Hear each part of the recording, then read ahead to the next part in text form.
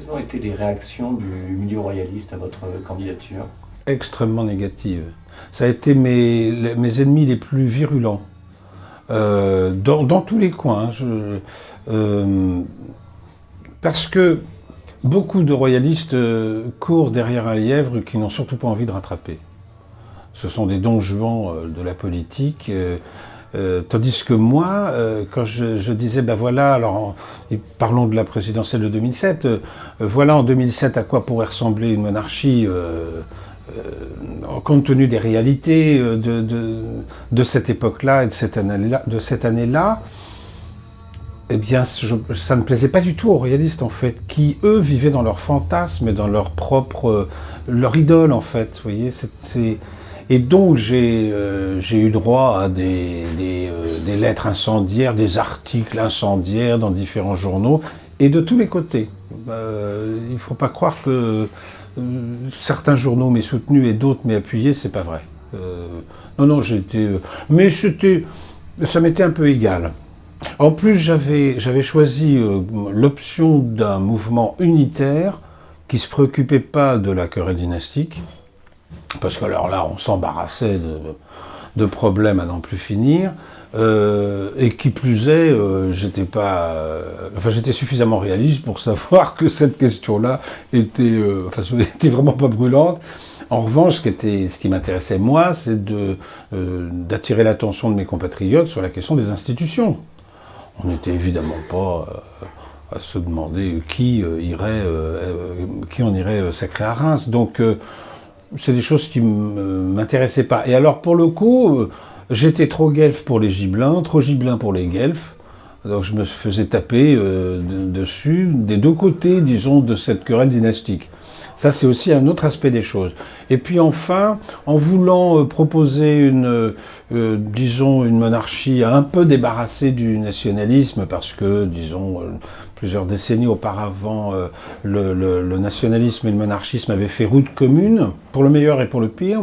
J'ai pas de jugement à faire, c'est une autre histoire, c'est un passé, bon, voilà.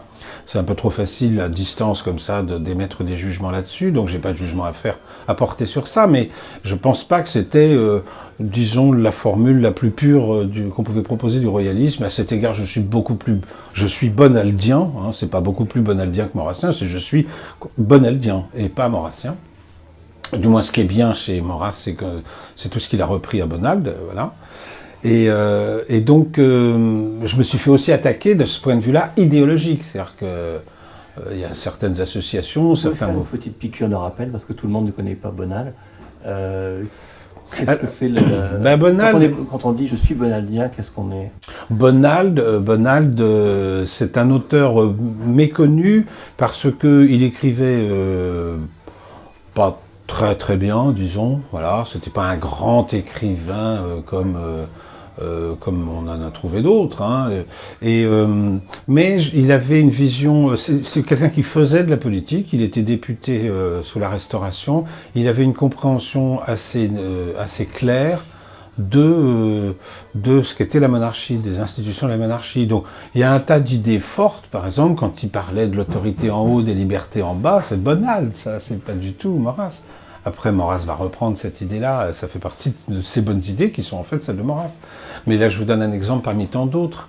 Donc, c'est quelqu'un qui n'est pas suffisamment connu des lecteurs du royalisme. Donc, en fait... Concrètement, par exemple, quelles options ça vous fait prendre d'être plutôt du côté de Bonald que du côté de Maurras? Oui. Quand on a perdu la monarchie, on s'est retrouvé avec une seule réalité, c'était la nation. Mais la nation, non pas vue au sens révolutionnaire, c'est-à-dire le peuple dressé contre le roi, car c'est ça la nation révolutionnaire. Quand on dit que le nationalisme est une idée de gauche, c'est pas vrai. On prend le même mot, mais ça ne veut pas dire la même chose. Donc certains auteurs qui étaient à la recherche d'un salut, en particulier après l'échec, disons, des espérances associées au comte de Chambord, certains se sont dit, finalement, la seule solution... Enfin, maintenant, ce qu'on doit honorer, c'est la France elle-même, en tant que nation. Et par conséquent, quand quelque chose ne va pas en France, ça ne peut pas venir de la France. Donc, ça vient, par exemple, des 4 États confédérés, dont parlera Maurras plus tard, etc. Et donc, il y a tout un mouvement qui est né, pas seulement en France, mais ailleurs, une espèce d'exaltation nationaliste qui a conduit aux catastrophes que l'on sait. Mais encore une fois, je n'aimais pas de jugement, parce que, voilà, c'était comme ça à l'époque. Et Maurras, lui, s'est associé à ça. Il a récupéré, disons, une large partie du nationalisme. Il y a comment dirais-je, inoculé son génie, il était réel.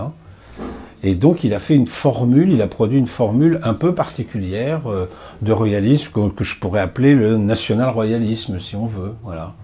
Et ça, c'est pas le royalisme de Bonald. Bonald ne raisonne pas comme ça. Mais c'est aussi quelqu'un d'une génération, de plusieurs générations précédentes. Je pense que c'est un peu plus purement la monarchie que ce qu'a proposé Maurras. Qui a peut-être une vision, oui c'est ça, j'allais presque dire républicanisée de la monarchie en fait.